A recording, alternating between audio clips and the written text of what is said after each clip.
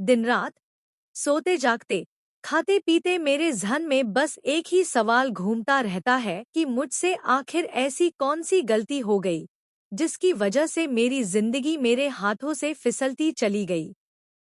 कभी ऐसा वक्त भी था जब मुझे लगता था कि मैं हर हालात को संभाल सकता हूँ, कोई भी मुश्किल मेरे सामने टिक नहीं पाती थी।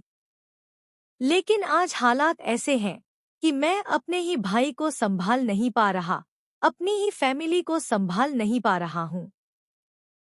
सबसे ज्यादा दर्द तब होता है जब इंसान अपनी पूरी ताकत से किसी के लिए खड़ा रहता है और बदले में उसे धोखा मिलता है। धैर्य की हालत भी कुछ ऐसी ही हो चुकी है। वह जिस माँ के लिए पूरी दुनिया से लड़ने को तैयार था, आज उसी माँ की वजह से उसकी जिंदगी बिखरने वाली है। धैर्य हमेशा यही मानता रहा कि उसकी माँ ने जो भी किया, मजबूरी में किया। लेकिन अब जो सच्चाई सामने आने वाली है, वह उसके पैरों तले जमीन खिसका देगी। अब आने वाले एपिसोड में आप देखेंगे कि धैर्य विशाखा को सलाखों के पीछे पहुंचाने का फैसला कर चुका है। जैसे ही उसे अपनी माँ की असलियत का पता चलेगा, उसका गुस्सा फूट पड़ेगा। वही धैर्य जो हर हाल में अपनी माँ के साथ खड़ा रहता था, अब मन्नत का साथ देने के लिए खुद अपनी माँ के खिलाफ खड़ा हो जाएगा। जी हाँ दोस्तों, मन्नत की कहानी अब एक ऐसे मोड़ पर पहुंचने वाली है जहां हर किरदार की असली पहचान सामने आ जाएगी। फाइनली धैर्य को यह सच्चाई पता चलेगी कि जिस माँ के लिए वह अब तक लड़ता आया है, वही माँ उसकी सबसे बड़ी दुश्मन है। उसे यह जानकर गहरा सदमा लगेगा कि विशाखा ने ही उसके भाई को उससे अलग किया था।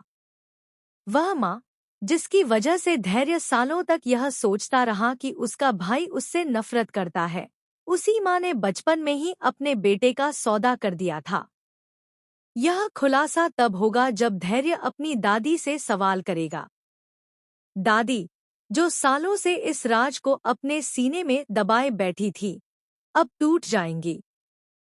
रोते हुए वह धैर्य को बताएंगी कि विशाखा ने पैसों के लालच में विक्रांत को किसी और को सौंप दिया था। यह सब सुनकर धैर्य को अपनी आंखों पर यकीन नहीं होगा।